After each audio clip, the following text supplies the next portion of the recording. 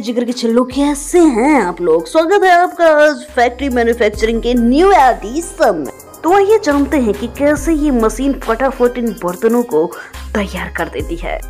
Number 1, non stick cook manufacturing machine. सबसे पहले aluminium को इन भट्टियों में डबल कर अच्छे से आग चलाकर इसे मेल्ट किया जाता है और प्यारे दोस्तों इन पिघले हुए एल्युमिनियम को एक सांचे में डाला जाता है।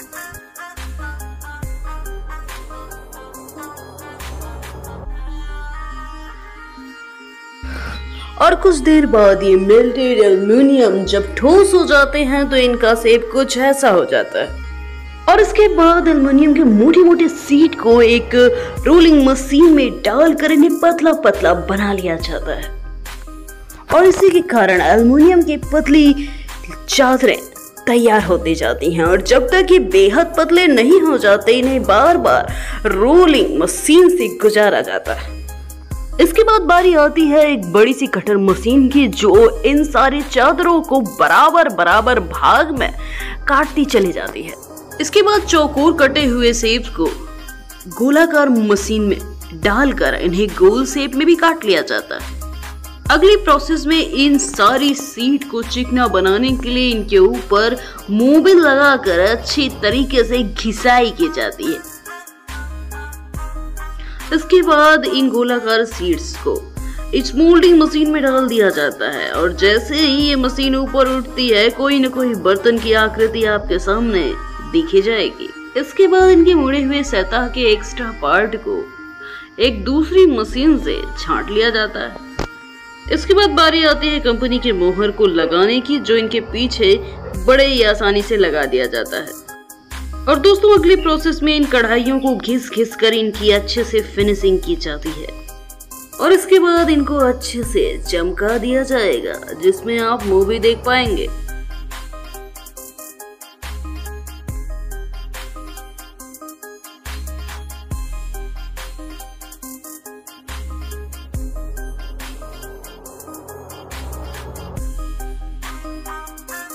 अब इसके बाद ये चमकदार चमचमाते बर्तन तैयार हो गए। अब प्रोसेस चल रही थी नॉन स्टिक बर्तन की, तो इसके लिए इसके ऊपर नॉन स्टिक मटेरियल की कोटिंग भी की जाती है, जो कि एक अलग मसला। दोस्तों कहानी यही नहीं खत्म होती, अब इन सारे बर्तनों के पीछे ज्वलनशील पदार्थ की कोटिंग भी की जाती है। इस प्रोसेस के कंप्लीट होते ही ये बर्तन कुछ इस तरीके से चमकदार दिखने लग जाते हैं। लेकिन पिक्चर अभी बाकी है दोस्तों। अभी ये कढ़ाई कुछ खाली खाली लग रही है, इसलिए इसके ऊपर कुछ डिजाइन भी बनाने का काम चलेगा।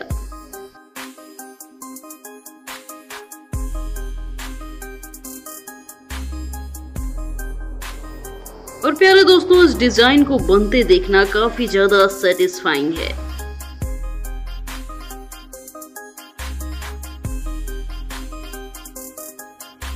दोस्तों जैसा कि आपने देखा कि बर्तन तो तैयार हो चुका है, अब बारी आएगी इसके ऊपर हैंडल लगाने की, जिसका काम भी बड़ी आसानी के साथ कारीगर कर ही देंगे, जैसा कि आप स्क्रीन पर देख पा रहे हैं। इसके बाद बारी आती है इनकी पैकेजिंग की। पैकेजिंग होते ही इसमें कंपनी का लेबल लग जाता है और इसे मार्केट में पहुंचा दिया जाता है।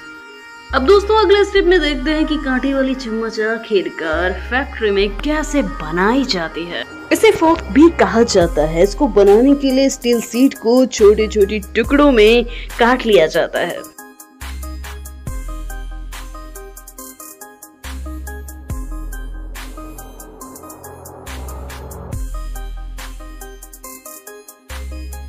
और फिर इन चौकोर टुकड़ों को इस खास मशीन में डाला जाता है, जो कि इसे चम्मच के शेप में काटती चली जाती है।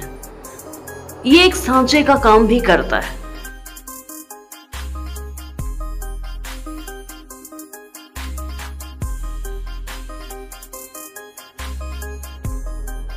और प्यारे दोस्तों इसी तरह करके कई सारे चम्मच के शीट्स को काट लिया जाता है, लेकिन अभी ये चम्मच पूरी तरह से तैयार नहीं, इनका अगला प्रोसेस भी किया जाएगा।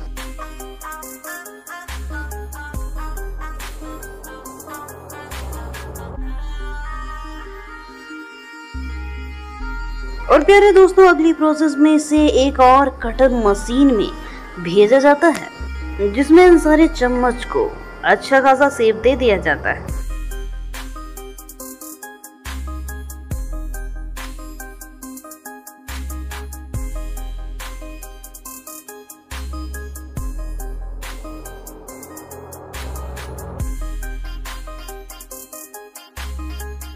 और प्यारे दोस्तों, इन चम्मचों को और भी नुकीला बनाने के लिए इनकी नोक को और भी ग्राइंड किया जाएगा, जिसके लिए एक अलग से इंडिविजुअल प्रोसेस में इसे लगाया जाता है।